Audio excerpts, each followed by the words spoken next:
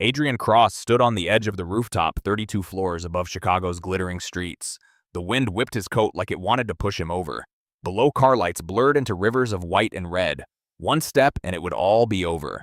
In his pocket were the only three things he had left: a company access card that no longer worked, the diamond ring he had planned to give Claire tonight, a legal letter demanding he never touch any intellectual property belonging to Lumina Retail. He had built Lumina from nothing. 10 years ago, Claire Donovan was just a 22-year-old with a pretty pitch deck and big dreams. Adrian was the 24-year-old engineer who quit a safe job to help her. He built the logistics system, negotiated every supplier, coded the platform at 3 a.m., and mortgaged his own apartment when they ran out of money. Because he loved her, he let everything stay in her name. "It's simpler this way," she had said, kissing him. He believed her. Tonight was supposed to be the night he proposed. Instead, he had hidden behind a decorative screen at the gala and heard the woman he loved tell her new lover Adrian was useful when I needed someone to build the floor. "I'm done living in the basement with him." Graham Pierce had laughed. "So we cut him out completely." Claire's voice was ice. "He's not the face of the company anymore. He never was." Adrian had walked out without a word. The next morning, they called him into the glass conference room. Claire sat at the head of the table in a white power suit, looking like she had never cried in her life. 3 lawyers flanked her. They slid a severance agreement across the polished wood and told him it was best for everyone. He asked only one question: was any of it real? Claire didn't even blink. "The company needs to evolve, Adrian. We both do." By evening, his bank accounts were frozen, the apartment door code had been changed, and the industry chat groups were already buzzing with the story Claire's team had planted. Adrian Cross was let go for performance issues and internal conflicts. He had nothing: no job, no money, no home, no future. So he came here to the rooftop of the building where he and Claire had celebrated their first $1 million round. The same rooftop where she had once kissed him and whispered, "We're going to build something huge together." Adrian stepped up onto the concrete ledge. The wind tore at his hair. His phone vibrated in his pocket, messages from old colleagues, from friends who had already chosen sides. He didn't read them. He closed his eyes and leaned forward. A woman's voice cut through the wind behind him, calm and low, like she was commenting on the weather. "If you jump because of a woman and a company, you're letting them win cleanly." Adrian froze. He turned. A woman in a long black coat stood under the emergency light. She was tall, poised, maybe 49. Her dark hair was pulled back severely. She didn't rush forward. She didn't scream. She simply looked at him as if she had already read every page of his collapse. Adrian recognized her immediately. Evelyn Vale, CEO of Vale Capital, the most powerful woman in Chicago's tech investment world. She took one slow step closer, hands in her coat pockets. "Jump if you want," she said, "but at least wait until you know exactly what they took from you. Right now, you don't even understand the game they played." Adrian's voice cracked. "Who the hell are you?" "Someone who's been watching Lumina for months," Evelyn replied, "and someone who knows you built that company while Claire only sold it." She pulled a thin black folder from inside her coat and held it out. "Read this first. Then decide if your life is really worth throwing away for people who never deserved it." Adrian stared at the folder, then at the woman who had appeared out of nowhere on the edge of his death. The wind howled between them. For the first time in 24 hours, he stepped down from the ledge. Adrian took the folder from Evelyn Vale's hand. The paper was thick, expensive. For a long second, he just held it, the wind whipping between them on the rooftop. "You know who I am," he said, voice raw. "I know what you built," Evelyn replied. Her tone was calm, almost clinical. "And I know exactly how they erased you." She didn't offer comfort. She didn't touch his shoulder or tell him everything would be okay. She simply looked at him the way a surgeon looks at a wound, assessing damage, calculating what could still be saved. "Read it tonight," she said. "Then decide if jumping is really the smartest move you have left." She turned and walked toward the stairwell door. Her black coat flared once in the wind before the heavy metal door closed behind her with a soft click. Adrian stood alone on the ledge for another full minute, the folder heavy in his hands. Then he stepped down. He didn't sleep that night. In the cheap motel room he could barely afford, he sat on the edge of the bed and opened the folder under the weak yellow lamp. Inside were printed emails, internal memos, timeline charts, everything Evelyn had gathered. Claire and Graham had been planning his removal for 8 months. The new investors had demanded a cleaner public image. Graham had called Adrian the guy who built the basement, but can't be seen on the penthouse floor. One email from Claire to Graham dated 3 weeks ago made his stomach turn. "Adrian still thinks we're building this together. It's almost sweet. Keep him focused on operations until the Series C closes. After that, we transition him out quietly." Adrian read every line until the sun came up. When he finally closed the folder, the humiliation had burned down into something colder. Rage. The next afternoon, he stood in the private elevator of Vale Tower heading to the top floor. He hadn't shaved. His shirt was the same one from yesterday. He didn't care. Evelyn's office took up half the penthouse. Floor-to-ceiling glass minimalist furniture, not a single unnecessary object. She sat behind a black glass desk reviewing documents. When he entered, she didn't look up immediately. "You came," she said. "You knew I would." She finally lifted her eyes. "Sit." He sat. Evelyn slid a single-page contract across the desk. No preamble. 90 days, she said. You consult for one of my portfolio companies that's bleeding money on logistics and supply chain. Fix it. Prove you're still the man who built Lumina's backbone. Succeed, and I'll give you real resources. Fail, and you disappear from my world. No pity. No second chances. Adrian scanned the contract. The salary was modest, nothing like what he used to earn, but enough to survive. "Why are you doing this?" he asked. Evelyn leaned back in her chair. For the first time, he noticed the faint lines at the corners of her eyes. The way her posture was perfect, but her fingers tapped once against the desk, a small tell of someone who had learned to hide exhaustion. "Because I hate watching talent get thrown away by people who only know how to sell it," she said. "And because 10 years ago, someone did the same thing to me, I survived. I want to see if you can." She stood up, walked around the desk, and stopped in front of him, close enough that he could smell her perfume, something expensive and cool, like rain on steel. "You're 34, Adrian. I'm 49. I'm not here to be your savior or your therapist. I'm offering you a job. Nothing more." Her eyes held his. There was no softness in them, only challenge. Adrian picked up the pen and signed. Evelyn watched him for a long moment after he slid the contract back. "First meeting is tomorrow at 7 a.m., she said. "Don't be late. And Mr. Cross," she paused at the door, "if you ever stand on another ledge, make sure I'm not the one who has to pull you back again. I don't enjoy repeating myself." She left the office without another word. Adrian sat alone in the silent penthouse, the signed contract in front of him. For the first time since the gala, the weight in his chest felt a fraction lighter. Not because he was saved, because someone had just handed him the first real weapon he'd held in years, and for the first time in months he wanted to use it. The first 30 days were hell. Evelyn had assigned Adrian to Vale Dynamics, a mid-sized logistics tech company in her portfolio that was bleeding cash and losing clients. The team was demoralized, the systems were outdated, and the previous head of operations had been fired after 3 consecutive missed deadlines. On day 1, Adrian walked into the open-plan office wearing the same cheap suit he'd worn the night on the rooftop. No one knew who he was. Evelyn had made it clear, no special treatment, no title, no introductions. He was simply the new consultant. He spent the first week in silence, walking the warehouse floor at 4 a.m. with a clipboard and a cheap coffee. He didn't give orders. He asked questions. Then he started rewriting processes no one had touched in years. By week 3, 3 major clients who had threatened to leave suddenly renewed their contracts. By week 6, delivery accuracy jumped from 67% to 94%. The team began staying late, not because they had to, but because they wanted to see what he would fix next. Evelyn never praised him in public. But every night at 11:47 p.m., after the last employee had gone home, she would appear in the doorway of the temporary office they had given him. "You're still here," she would say. "You're still checking on me," he would reply. One night in late November, rain hammered the glass walls of the building. Adrian had fallen asleep at his desk, head on folded arms, surrounded by spreadsheets and empty coffee cups. He woke to the soft weight of a wool coat being laid over his shoulders. Evelyn stood beside him, sleeves rolled up, hair slightly loose from its usual tight knot. "You haven't eaten since lunch," she said quietly. "I forgot." She didn't scold. She simply picked up her phone, ordered food, and sat across from him while they waited. For the first time, they didn't talk about work. "You were married once," Adrian said, remembering a rumor he had heard. Evelyn's fingers paused on the edge of the desk. 15 years ago. He was charming, younger, needed someone to open doors for him. She gave a small, bitter smile. "I opened every door." Then he walked through them with someone else. Adrian looked at her, really looked. The woman the business press called the Ice Queen of Chicago suddenly looked tired in a way that had nothing to do with the hour. "I'm not him," he said. "I know." Her voice was low. "That's what scares me." The food arrived. They ate in silence, but the silence was no longer empty. Christmas came and went. Adrian worked through the holidays. So did Evelyn. On New Year's Eve, the entire building was dark except for the light in his office. At 11:55 p.m., she appeared with 2 glasses and a bottle of scotch older than he was. 30 seconds to midnight, she said, pouring. They stood side by side at the Window City lights exploding into fireworks below them. When the clock struck 12, Adrian turned to her. The space between them felt smaller than it should have. He could see the faint scar above her left eyebrow, the way her pulse moved in her throat. For one heartbeat, he leaned in.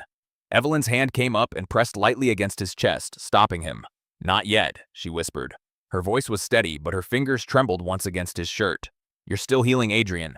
I won't be the bandage you rip off when you're done needing me." She stepped back, set her untouched glass on the desk, and left without another word. Adrian stood alone in the empty office, heart hammering, the taste of almost on his tongue. Claire started calling again the following week. First came the polite texts, then the voice messages, soft, regretful, the version of Claire he had fallen in love with 10 years ago. Finally, she showed up at the Vale Dynamics lobby with flowers and the same smile that once made him believe the world was theirs. "I was wrong," she said when security let her up after she claimed it was urgent. "Graham was a mistake. The company, it's not the same without you. Come back. We can fix this." Adrian looked at the woman who had once been his entire future and felt nothing. "I already fixed something else," he said quietly. Claire's eyes narrowed. "Vale, you think she actually cares about you?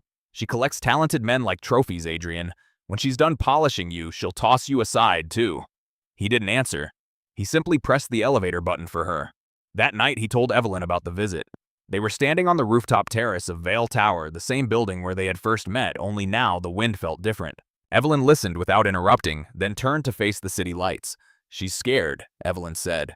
"You're becoming someone she can no longer control." Adrian stepped closer. "And you? Are you scared?" Evelyn looked at him for a long moment. The city glittered behind her like a backdrop she had built herself. "Every single day," she answered. Then she did something she had never done before.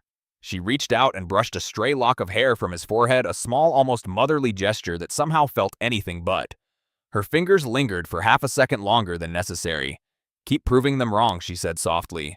"Not for me, for yourself."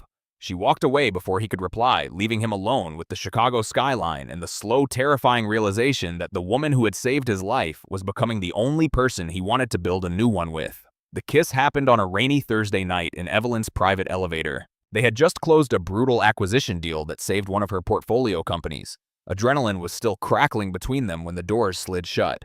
Evelyn turned to say something about the numbers, but Adrian was already there, cupping her face with both hands and pressing her against the mirrored wall.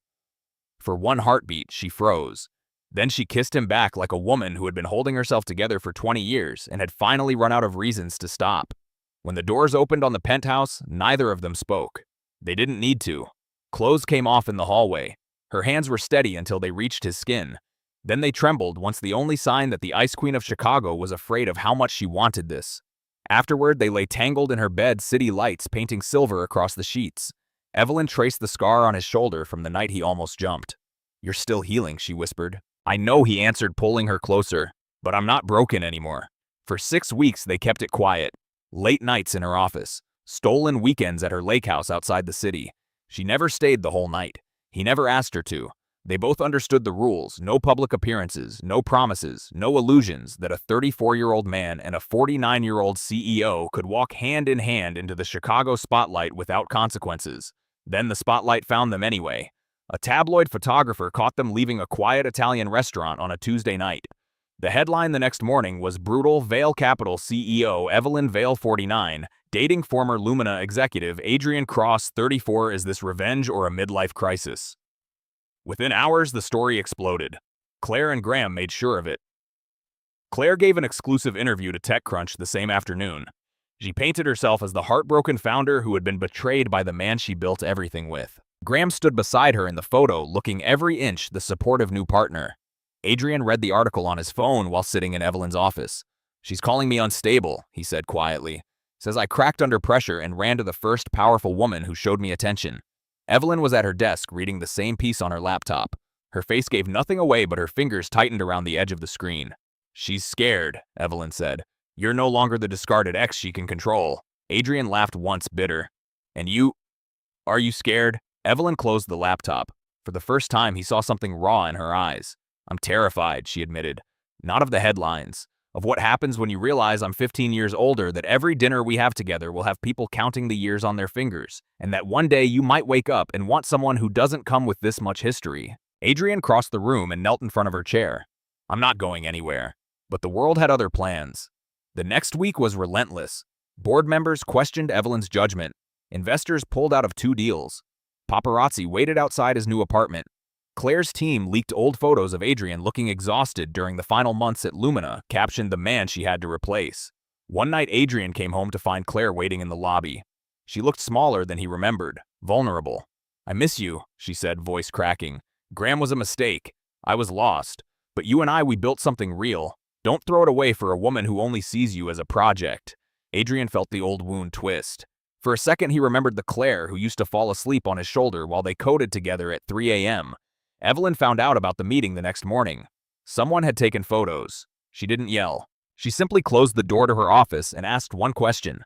"Are you still in love with her?" Adrian answered too fast. No, but the doubt was already in his voice.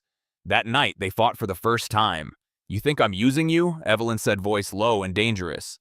"That I'm some lonely older woman who needs a young man to feel alive again. I never said that. You didn't have to." Her eyes were bright with something that looked dangerously close to tears. "I've spent my entire career proving I don't need anyone. Then you walked into my life and made me want something I swore I'd never want again. And now you're wondering if I'm just another Claire, someone who will use you and throw you away when it's convenient." Adrian's temper flared. "I need to know I'm not just another rescue project, Evelyn. I need to know this is real and not you playing savior again." The silence that followed was worse than any shout. Evelyn stood up slowly, every movement controlled. "Then leave," she said, "before you make me regret believing you were different." She didn't look at him as he walked out. Adrian stood in the elevator chest, tight, the taste of her last kiss still on his lips. For the first time since the rooftop, he felt like he was falling again. Only this time, the ground was a woman who had finally let herself be vulnerable, and he had just proved he wasn't ready to catch her. 6 months later, Adrian Cross stood on the main stage of the Chicago Tech Summit, the spotlight warm on his face. The auditorium was packed. 2,000 people, investors, founders, journalists watched as he closed his presentation with a single slide. His new logistics platform had just secured a $28 million Series A at a $180 million valuation. No one introduced him as Claire Donovan's former partner anymore. They introduced him as the founder who had rebuilt everything from nothing. When the applause finally died, Adrian stepped off the stage and walked straight into the private VIP lounge. He wasn't looking for anyone. He was looking for her. Evelyn Vale stood alone by the floor-to-ceiling window overlooking Lake Michigan, a glass of sparkling water in her hand. She wore a tailored black suit, hair pulled back in the same severe knot he remembered. She looked exactly like the woman who had pulled him off that rooftop, powerful, untouchable, and completely in control, until their eyes met. For the first time in 6 months, her perfect mask cracked. Adrian crossed the room slowly. Neither of them spoke until he stopped 2 feet away. "You look different," Evelyn said quietly. "I am different." He wasn't the same man who had stood on that ledge. The hollow look in his eyes was gone. His shoulders were straight. The quiet confidence in his voice came from work he had done alone without anyone's rescue. Evelyn studied him for a long moment, then turned back to the window. "I read about the funding round," she said. "Congratulations. I didn't come here for congratulations." She waited. Adrian took a breath. "I came because even after everything, after I built this company with my own hands, after I proved I don't need to be saved anymore, the only person I still wanted to see was you." The silence stretched between them, filled only by the low murmur of the party behind the glass doors. Evelyn set her glass down. "I stayed away because I was afraid," she admitted. Her voice was low, almost raw. "Afraid that the moment you stood on your own 2 feet, you would realize I was 15 years older, that the world would always count the years between us, and that one day you might look at me and see someone who needed to be taken care of instead of someone you could stand beside." Adrian stepped closer. "I don't need a savior anymore, Evelyn. I need the woman who saw me when I was at my lowest and still believed I was worth saving. I need the woman who refused to let me die because she knew I still had something to give." He reached out and gently brushed his thumb across her cheek, the first time he had touched her since that night in her bed. "I'm not asking for forever tonight," he said. "I'm asking if you're willing to walk beside me while we figure out what forever could look like." Evelyn closed her eyes for a second. When she opened them again, the Ice Queen was gone. What remained was simply a woman, tired, hopeful, and finally unafraid. She took his hand. "Then don't waste my evening, Adrian Cross." They left the VIP lounge together, not holding hands, not making any grand announcements. Just 2 people walking side by side through the crowded hall while cameras flashed and whispers followed. Outside, under the Chicago night sky, Evelyn stopped at the top of the wide stone steps. The wind off the lake caught her hair, loosening a few strands from her knot. She turned to him. "No promises tonight," she said softly, "but no more running either." Adrian smiled, the first real unguarded smile she had seen from him since the rooftop. "Deal." They walked down the steps together into the city lights, two people who had survived betrayal, rock bottom, and the terrifying courage of starting over. The story wasn't over. It had only just begun at the exact right time.